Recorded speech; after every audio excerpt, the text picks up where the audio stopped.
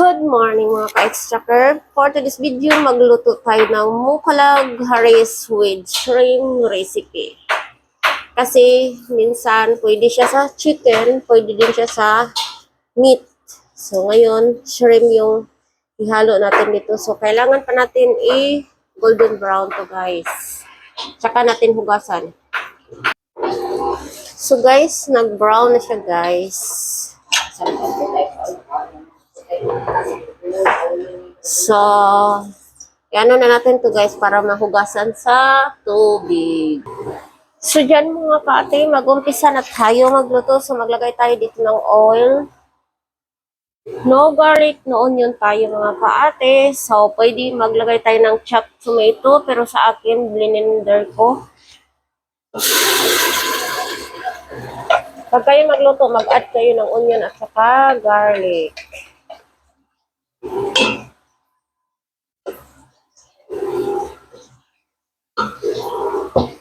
Tapos, mag-add tayo ng cinnamon leaves, cinnamon stick, at saka dry lemon.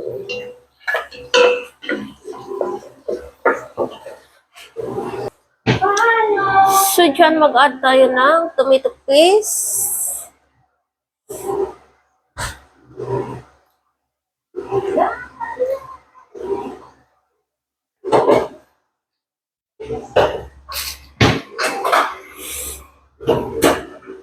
Mag-add tayo ng black pepper powder.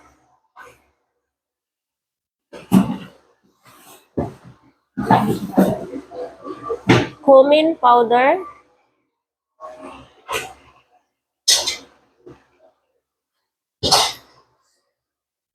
Black pepper powder.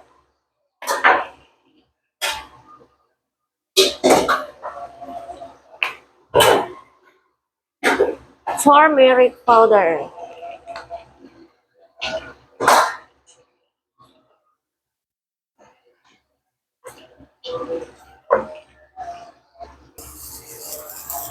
Mag-add tayo ng salt.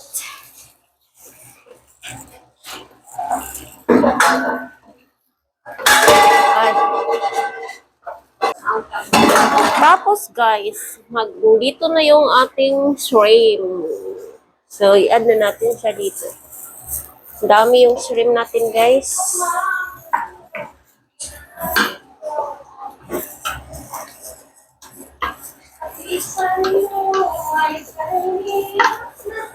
Uy. So, ayan. Hugasan na natin guys yung ating haris.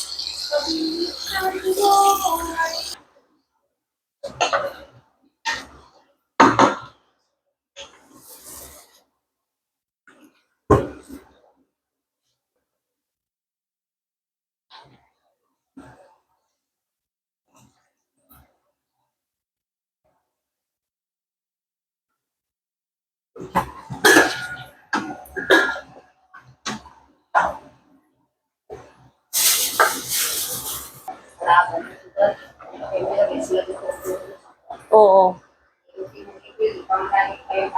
Dili kay mahadlok sila og kuan. Dako.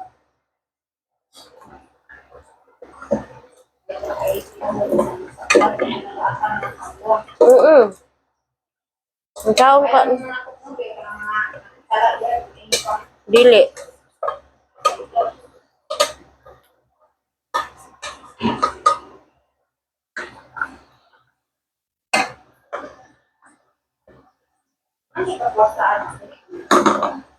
Pare mismo ka kwarta.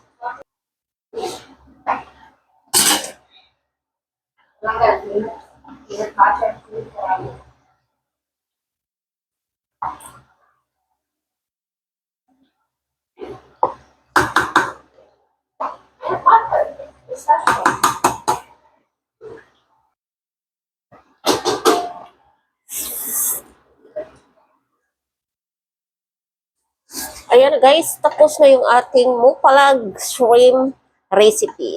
Mupalag haris shrimp recipe guys. So daming ano guys, oh, daming shrimp.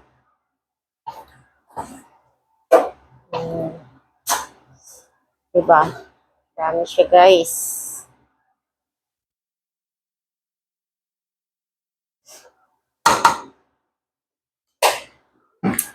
Ayan, tapos na yung ating Haris with shrimp recipe.